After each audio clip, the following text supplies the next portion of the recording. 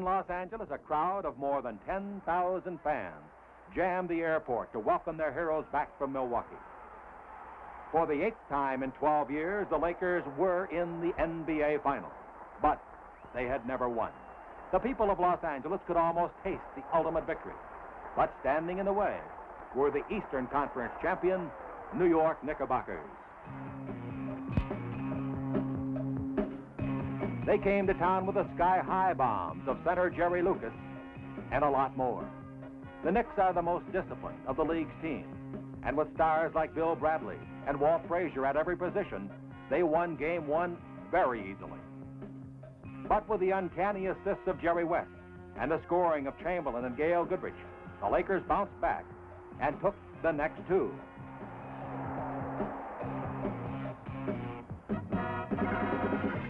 In New York for Game 4, the championship pressure was mounting. Happy Hairston's spectacular rebound late in the game took care of a crucial Knicks scoring opportunity. But then Danton Harry tried to take care of Hairston and the rest of the Lakers all by himself. The hex was put on to the East Coast superfans, but the Lakers weren't about to be distracted. Only 30 seconds remained, and Los Angeles decided to set up for one shot. The score was tied, 99-99. As the clock ticked away, the ball went to the greatest scorer in playoff history, Jerry West, and all of New York held its breath. Mr. Clutch delivered again, and with 11 seconds left, the Knicks called time, trailing now by 2 big points. Whatever play the Knicks called couldn't have been the one that took place. Dave DeBusschere forced an off-balance shot that missed, but an amazing Walt Frazier tip-in with 3 seconds left tied the game again. The Lakers didn't hit in those 3 seconds, and Game 4 went into overtime. Coach Sharman knew the Knicks had to win here to stay close to the Lakers in the series. So, when Wilt Chamberlain controlled another big tip, he breathed easier. The overtime period proved to be almost anticlimactic, as the Lakers went right to work. Number 5, Jim McMillan, who had been cold in regulation play, suddenly got hot, and now a quiet New York crowd watched their heroes fall behind. For the 3rd game in a row, Knick coach Red Holzman watched his team go down to defeat. The Lakers returned to Los Angeles just 1 game away from their first world championship.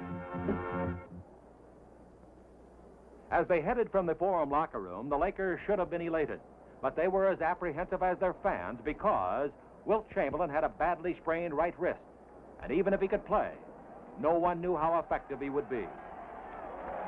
The packed Forum gave them a thundering ovation, and all eyes watched as the big fellow gave the first test to his bandaged hand. Laker fans thought this was an omen, and they went wild. Despite the defense of Hairston and 14 rebounds by the ever-present Chamberlain, the score of Game 5 was tied at halftime. It was now or never for both teams, but it was the Lakers who jumped ahead.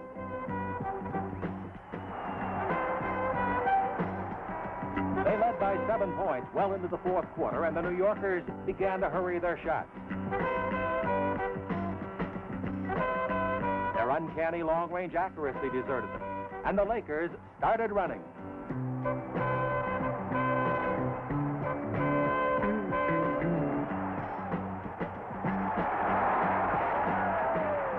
Los Angeles was on its way to the title, and their championship star fans were delirious with joy. While on the court, the team continued to pour it on.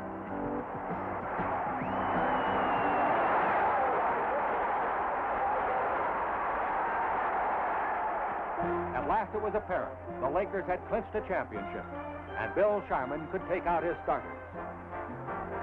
A pat for the playoffs' most valuable player. A handshake for the man in the clutch. It was all over but the enjoying. New York's first team got a standing ovation for their determined performance. There was no question about it. Wherever you looked, the Lakers were number one. At last, the moment Laker fans had been waiting for 12 years. The game and the waiting were over. The Lakers had won the NBA championship.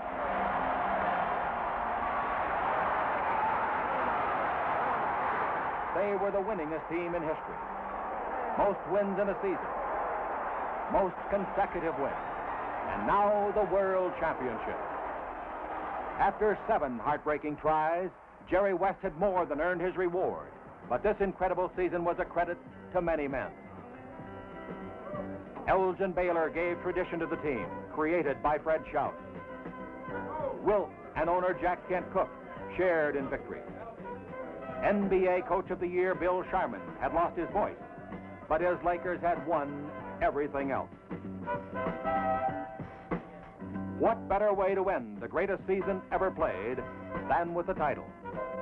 The Los Angeles Lakers, world champions.